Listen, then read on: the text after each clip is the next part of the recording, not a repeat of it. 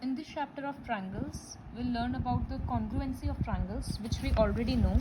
हम लोगों को पता है कि ट्राइंगल्स को कॉन्ग्रुएंट प्रूव करने का एक तरीका होता है triple S, side side side. जब दो ट्राइंगल का तीनों साइड सेम होता है, this is equal to this, this is equal to this and this is equal to this. फिर एक होता है S A S. Suppose this is a triangle, these are the two triangles. ये angle equal है 50 degree 50 degree. ये side 5 centimetre 5 centimetre और 4 centimetre 4 centimetre. तो एक साइड, दो साइड इक्वल है और दोनों के बीच का एंगल इक्वल है, तब उसको बोला जाता है साइड एंगल साइड। तो ये एक एस क्राइटेरिया हुआ। ये याद रखना है। सपोज एक क्वेश्चन है जहाँ पर ये 5 सेंटीमीटर है, इसी के अपोजिट एक ट्राइंगल बना कर देते हैं।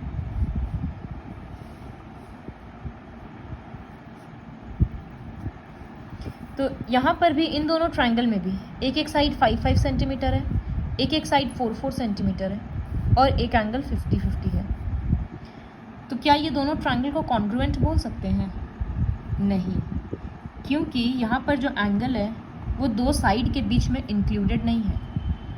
मतलब ये एंगल अगर यहाँ पर होता ना, तब तो हो जाता कि दो साइड के बीच का एंगल है, लेकिन ये साइड, ये वाला एंगल के लिए एक ये साइड है और एक ये साइड है, ये तो किसी से इक्वल है नहीं।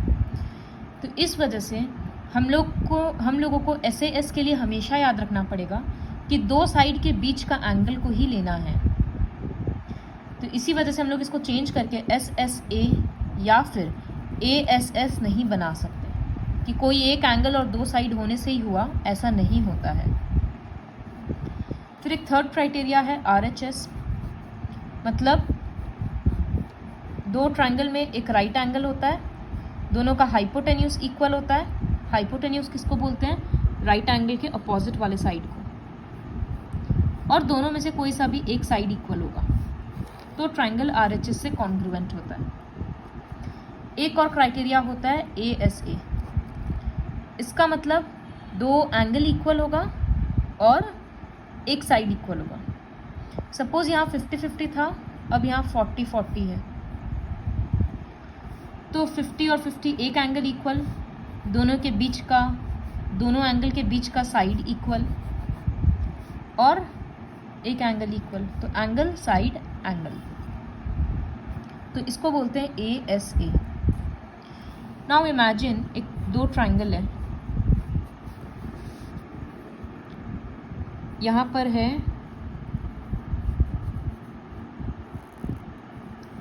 30 डिग्री और यहाँ भी है 30 डिग्री, यहाँ है 40 डिग्री और 40 डिग्री, और ये 5 सेंटीमीटर और 5 सेंटीमीटर है। तो not exactly, suppose this is 50 degree, this is suppose 60 degree. तो अब यहाँ क्या है कि 60 और 60 इक्वल है, 40 और 40 इक्वल है, लेकिन दोनों के बीच का जो साइड है वो तो इक्वल नहीं बोला है। तो ये कॉमन लॉजिक लगाना है कि 60 और 40 है तो मिलाकर 100 है, इसका मतलब ये एंगल 80 डिग्री होगा। उसी तरह से यहाँ पर भी 80 डिग्री होगा। तो अगर एक ट्राइंगल, दो ट्राइंगल का दो एंगल इक्वल है तो तीसरा एंगल भी अपने आप इक्वल होगा ही। तो वो हम लोगों को प्रूव करने का ज़रूरत नहीं है। हम लोग ASA को AAS भी लिख सकते हैं कि कोई भी दो एंगल इक्वल है तो और एक साइड इक्वल है तो ट्राइंगल कॉन्ग्रुएंट होगा। जैसे हम लोग SAS को ब्रेक नहीं कर सकते थे, रीअरेंज नहीं कर सकते थे, लेकिन हम लोग ASA को कर सकते हैं, क्योंकि दो एंगल इक्वल होने का मतलब तीनों एंगल इक्वल होता है। तो हम लोग लिख सकते थे in triangle this and this 40 degree angle A equals to angle P, angle B equals to angle Q and BC equals to QR। Congruency का क्राइटेरिया होता AAS। तो ये है 4 कॉन्ग्रुएंसी। अब हम लोग वर्कशीट स्टार्ट करेंगे। तो फर्स्ट क्वेश्चन में AC इक्वल्स टू BD ये दे दिया है एंड लिखा है AB बाइसेक्ट्स एंगल A। ये हमेशा मीनिंग समझाते हैं कि बाइसेक्ट करता है AB, ये लाइन है, ये ए को बाइसेक्ट कर रहा, तो एंगल ए ये है, बाइसेक्ट कर रहा मतलब दो इक्वल पार्ट में डिवाइड कर रहा है इस एंगल को। तो अब इस ट्रायंगल को और इस ट्रायंगल को कॉन्ग्रुएंट प्रूव करना है। तो 3 क्राइटेरिया ढूंढते हैं कॉन्ग्रुएंट के लिए। गिवन पार्ट से ही पहले मिल जाता है, ए सी और ए डी इक्वल दे दिया, इसको और इसको इक्वल बोल दिया, और ए बी कॉमन है, तो हो गया दोनों ट्रायंगल कॉन्ग्रुएंट। किस तरह से होगा, ये एक साइड है, ये एक एंगल है और ये एक साइड है, तो एस ए एस क्राइटेरिया से। तो लिखेंगे कैसे, जिस ट्रायंगल के लिए बोला है show that A B C congruent to A B D, हम लोग उसी से शुरुआत करेंगे कि in triangle A B C and triangle A B D criterias लिखेंगे। ए सी इक्वल्स टू, पहले ए बी सी लिखे हैं तो ऊपर वाले ट्रायंगल का क्राइटेरियाज लेफ्ट में रहेगा, तो A C equals to A D. फिर इस एंगल का नाम है सी ए बी, तो angle C A B equals to angle D A B, और ए बी इज कॉमन। यहाँ क्राइटेरियाज लिखना होगा कि क्यों है, तो ये तो गिवन था, और ये एंगल्स क्यों हुआ, A B bisects angle A, therefore triangle A B C is congruent to triangle A B D. Reason क्या होगा, S A S, side angle side. What can you say about B C and B D, तो B C ये है और B D ये है। हम लोगों को पता है कि अगर दो ट्रायंगल कॉन्ग्रुएंट हो जाता है तो उसका कॉरस्पॉन्डिंग सारा पार्ट्स इक्वल होता है, तो यहाँ हम लोग लिखेंगे B C equals to B D, reason में C P C T, corresponding parts of congruent triangles. इसी तरह से नेक्स्ट क्वेश्चन, नेक्स्ट क्वेश्चन ये है, इसमें क्राइटेरियाज दिया हुआ है कि A D equals to B C, और एक क्राइटेरिया है एंगल डी ए बी, मतलब ये angle equals to this angle. अब प्रूव करना है कि ए बी डी मतलब ये वाला ट्रायंगल इस ट्रायंगल से कॉन्ग्रुएंट है, तो वही लिखेंगे कि in triangle A B D and triangle B A C. क्या 3 क्राइटेरिया, सबसे पहले गिवन में से देखा करो, ए डी और बी सी दिया हुआ है और ये ट्रायंगल का पार्ट भी है, तो सबसे पहले वही लिखेंगे कि A D equals to B C given. फिर ये बड़ा वाला एंगल भी दिया हुआ था और ये भी इस ट्रायंगल का पार्ट है और ये भी इस ट्रायंगल का पार्ट है, तो इन दोनों को भी यूज़ कर लेंगे। तो सेकंड क्राइटेरिया होगा D A B equals to C B A given. Given के बाद हमेशा ये सोचा करो कि कोई चीज़ कॉमन है या नहीं दोनों ट्रायंगल में, तो दोनों ट्रायंगल में ए बी कॉमन है, तो A B is common, therefore triangle A B D is congruent to triangle B A C. Reason side angle side, हमेशा ध्यान रखना कि जो एंगल है वो बीच में इंक्लूड हो रहा है कि नहीं, तो ये रहा साइड और ये रहा साइड और ये एंगल इंक्लूड हो रहा है, तो S A S. First question था। सेकेंड क्वेश्चन था B D equals to C D, sorry B D equals to A C, तो ऑलरेडी ट्रायंगल कॉन्ग्रुएंट कर चुके हैं, तो बी डी ये रहा और ए सी ये रहा, तो सी पी सी टी लिखेंगे, B D equals to A C bracket में सी पी सी टी। इसी तरह से थर्ड है कि एंगल ए बी डी मतलब ये छोटा सा एंगल और बी ए सी, तो बी ए सी मतलब ये एंगल, तो ये वाला एंगल इस ट्रायंगल का पार्ट है और ये वाला एंगल इस ट्रायंगल का पार्ट है, तो ट्रायंगल्स कॉन्ग्रुएंट है तो दोनों एंगल भी इक्वल होगा। तो थर्ड में लिख देंगे angle A B D equals to angle this, reason में C P C T. Third question, it is given that A D this line and BC are two equal perpendiculars to a line segment AB, मतलब ये दोनों perpendicular है, तो यहाँ 90 degree हो गया, AB के ऊपर परपेंडिकुलर है और ये दोनों परपेंडिकुलर्स इक्वल है, इसका मतलब this equals to this. Show that CD bisects AB, तो बाइसेक्ट कौन हो रहा है, AB बाइसेक्ट हो जा रहा है, तो इसका मतलब हम लोगों को प्रूव करना है कि OB इक्वल्स टू OA, ये प्रूव करना है। तो ये प्रूव करने के लिए दोनों छोटा वाला ट्रायंगल को कॉन्ग्रुएंट प्रूव करेंगे। क्राइटेरियाज क्या है? 90-90 दिख रहा है, BC इक्वल्स टू AD दिख रहा है, और वर्टिकली अपोजिट एंगल। तो AAS से कॉन्ग्रुएंट हो जाएगा। कॉन्ग्रुएंट ऐसे लिखेंगे, in triangle AOD and triangle BOC। 3 criteria लिखना। Therefore triangle AOD is congruent to triangle BOC। Reason है AAS। अगर कॉन्ग्रुएंट है तो लिख देंगे OA equals to OB CPCT। Therefore CD bisects AB। ये जो बाइसेक्ट वाला क्वेश्चन होता है, इसमें डायरेक्टली कभी लिखा हुआ नहीं होता है कि कौन से ट्रायंगल को कॉन्ग्रुएंट प्रूव करना है।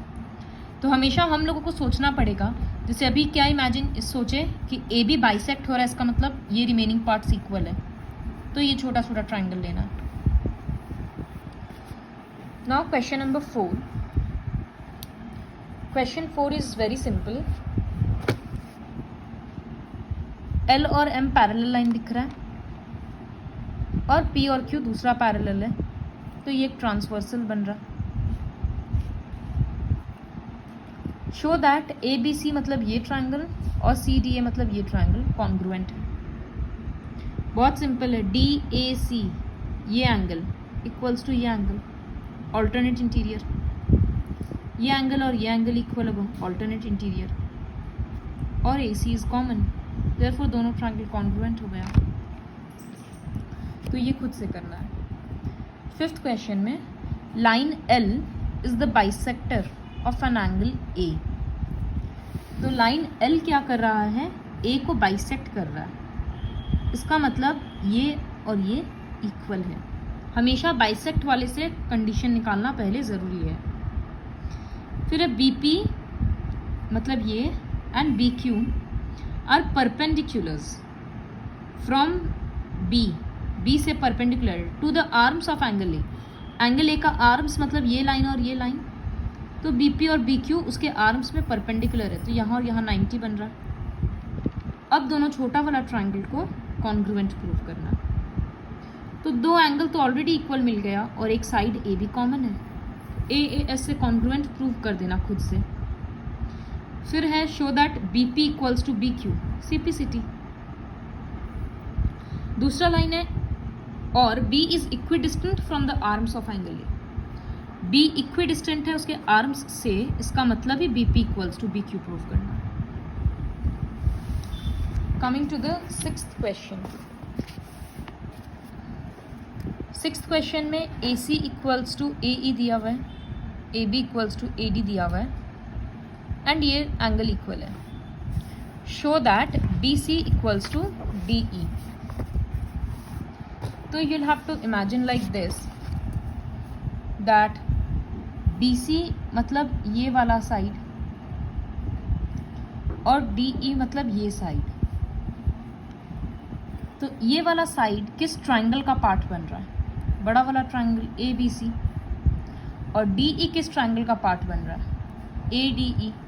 तो इसका मतलब दोनों बड़ा वाला ट्रायंगल को कॉन्ग्रुएंट प्रूव करना होगा, तभी CPCT से इक्वल बोलेंगे। तो जब इस तरह का थोड़ा कॉम्प्लिकेटेड फिगर हो तो उसको बार बार कवर कर करके इमेजिन करना पड़ता है। जैसे ये रहा ट्रायंगल ABC, तो इसमें से AB इक्वल्स टू ये रहा एक ट्रायंगल ADE, तो इसका AD से इक्वल है। इसी तरह से इस ट्रायंगल का AC इस ट्रायंगल के AE से इक्वल है। 2 क्राइटेरिया तो मिल गया। तीसरा हम लोगों को दिख रहा है कि जब ट्रायंगल ABC बोल रहे हैं तो ये पूरा एंगल आ रहा है, मतलब ये बचा हुआ पोर्शन भी आ रहा है, और जब ये ट्रायंगल बोल रहे हैं तो इसमें भी ये पूरा एंगल आ रहा है, दोनों में ये सेम पोर्शन मिसिंग है। तो सबसे पहले हम लोग क्या करेंगे, लिखेंगे कि BAD will write like this, given angle BAD equals to angle EAC। अब हम लोग दोनों तरफ में इक्वल पार्ट ऐड कर सकते हैं। तो ये इक्वल पोर्शन क्या है, DAC। तो हम लोग इधर में भी DAC ऐड कर रहे हैं और इधर में भी ऐड कर रहे हैं। तो BAD प्लस DAC मिलकर पूरा एंगल A बन गया, पूरा BAC। और इधर में दिस प्लस दिस पूरा एंगल ये बन गया, मतलब EAD। अब लिखेंगे now in triangle ABC and triangle ADE। तीन क्राइटेरिया क्या है, AB equals to AD given, AC equals to AE ये भी गिवन, और ये एंगल हम लोग अभी अभी प्रूव किए कि angle BAC equals to angle EAD। देयरफॉर दोनों ट्रायंगल कॉन्ग्रुएंट है।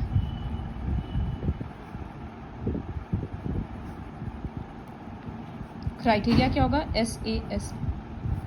ट्रायंगल कॉन्ग्रुएंट है तो हम लोग BC इक्वल्स टू DE सिपिसिटी बोल सकते हैं। तो कभी कभी हम लोग को ट्रायंगल प्रूव करने के पहले थोड़ा एक्स्ट्रा पार्ट करना पड़ता है। एक क्राइटेरिया यहाँ पर, एक एंगल हम लोग थोड़ा इनडायरेक्टली डिराइव किए हैं, तो वो पोर्शन, वो कैलकुलेशन पहले ही करके दिखाना पड़ता है। Same goes with this question. इस क्वेश्चन में जो दिख रहा है इक्वल वो दे दिया गया है, P को मिड पॉइंट बोला है तो AP और PB भी इक्वल है। तो प्रूफ करना है कि DAP मतलब ये ट्रायंगल और ये ट्रायंगल इक्वल है। तो दोनों में दो क्राइटेरिया तो दिख रहा है कि ये और ये इक्वल है और AP और PB इक्वल है। अब जब ये लोग क्वेश्चन में इन दोनों एंगल को इक्वल दिया है तो इसका भी कुछ यूज़ लेंगे। तो इस ट्रायंगल में ये शॉर्ट पड़ रहा है, कम है, और इस ट्रायंगल में भी यही पोर्शन कम है। तो फिर से पहले की क्वेश्चन के जैसे इस पोर्शन को ऐड कर देंगे। तो will write angle EPA given दिया हुआ था, तो given angle EPA equals to angle DPB। अब दोनों तरफ में EPD ऐड कर देंगे।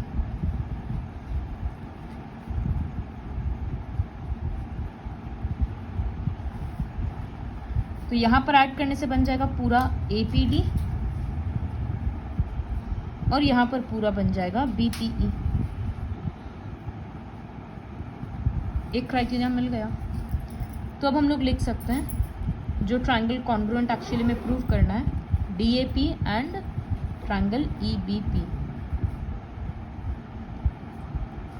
क्या क्राइटेरियाज है, angle A equals to angle B, AP equals to PB, दोनों क्राइटेरिया गिवन था, और एक जो हम लोग अभी प्रूव किए, angle APD equals to angle BPE। Therefore, both the triangles are congruent। क्राइटेरिया क्या होगा, दो एंगल यूज़ किए और एक साइड यूज़ किए, तो ASA होगा।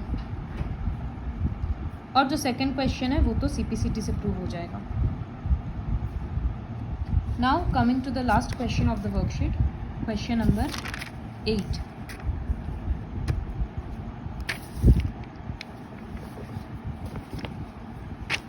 So just wait for a while, I'll draw the question, I'll draw the figure।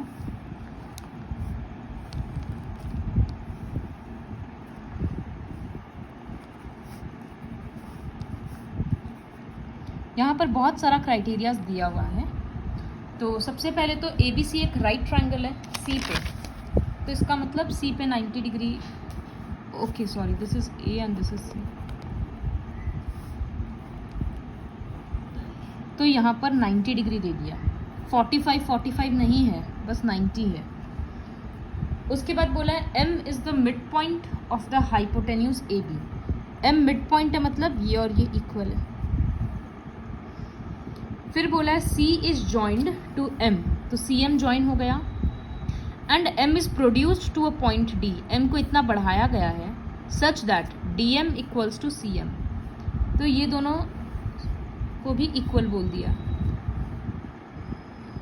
Point D is joined to B हो गया। शो दैट ट्रायंगल AMC मतलब ये ट्रायंगल और BMD मतलब ये ट्रायंगल कॉन्ग्रुएंट है, ये दिखाना है। तो ये हम नहीं लिखेंगे, तुम लोगों को खुद से इसको कॉन्ग्रुएंट प्रूव करना है। आई वोंट इवन से द क्राइटेरियाज। सो 8 का 1 खुद से करना है। फिर 8 का 2 के लिए दिखाना है कि DBC पे राइट एंगल है। तो यहाँ राइट एंगल दिखाने के लिए क्या करना, इसके लिए थोड़ा ट्विस्ट है। जब ये दोनों ट्रायंगल कॉन्ग्रुएंट हो जाएगा तो हम बोलेंगे this angle equals to this angle. CPCT। तो I'll write since triangle AMC is congruent to triangle BMD। देखो तुम लोगों को लग रहा होगा कि इसके साथ तो ये इक्वल होना चाहिए, लेकिन अगर हम लोग अल्फ़ाबेटिकली फॉलो करेंगे, A पहले में आ रहा है, इसका फर्स्ट लेटर A है और इस ट्रायंगल का फर्स्ट लेटर B है, तो वो इससे इक्वल है। तो इसी वजह से हम लिख रहे हैं, ऐसा नहीं कि अपने कन्वीनियंस के अकॉर्डिंग चेंज कर दिए, वो अल्फ़ाबेटिकली ट्रायंगल्स का इससे समझ आ रहा है। तो I will write that angle MAC is equal to angle DBM। CPCT। Also they form a pair of alternate interior angles।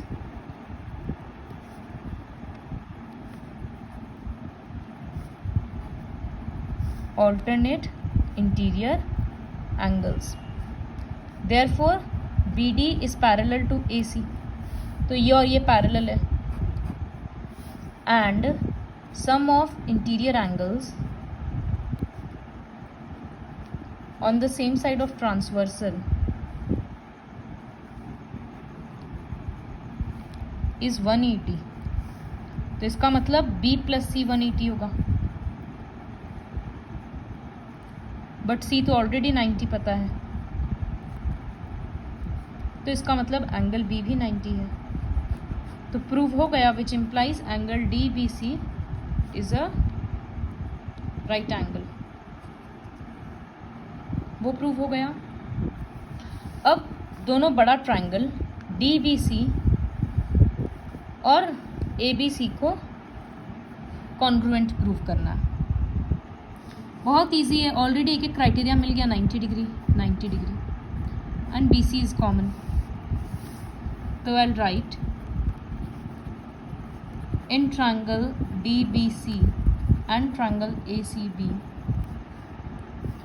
Angle B equals to angle C 90 degree, BC is common. और एक criteria क्या होगा, AB और DC को तो equal बोल नहीं सकते हैं, लेकिन BD और AC को इक्वल बोल सकते हैं, क्योंकि हम लोग ऑलरेडी छोटा वाला ट्रायंगल कॉन्ग्रुएंट प्रूफ कर चुके हैं। तो I will write BD equals to AC। Reason क्या देंगे, since triangle AMC is congruent to triangle BMD। तो इस वजह से दोनों ट्रायंगल किस क्राइटेरिया से कॉन्ग्रुएंट होगा। यहाँ पर ऐसा नहीं सोच सकते कि 90 है तो RHS लिख देंगे, क्योंकि हाइपोटेन्यूज का यूज़ हुआ नहीं है, तो इसी वजह से साइड एंगल साइड ही लिखना होगा, SAS। कॉन्ग्रुएंट हो गया। फोर्थ क्वेश्चन में प्रूव करना है कि CM equals to half AB। Actually CM तो CD का आधा है, क्योंकि M मिड फोटो से दिख रहा है, इक्वल बोला था।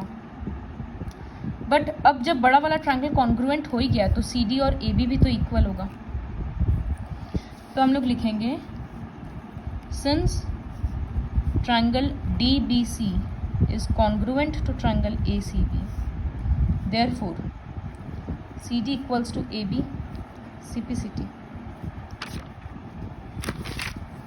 Also CM equals to MD, which implies CM equals to half CD। ये जो CM है ये CD का आधा है, क्योंकि दोनों पार्ट इक्वल है। तो यहाँ पर हम लोग सी डी के बदले में ए बी लिख सकते हैं, तो which implies C M equals to half A B. इसको इक्वेशन 1 दे देते हैं, यहाँ लिख देंगे फ्रॉम इक्वेशन 1। तो please follow each steps very carefully, each step, and practice this once at your home.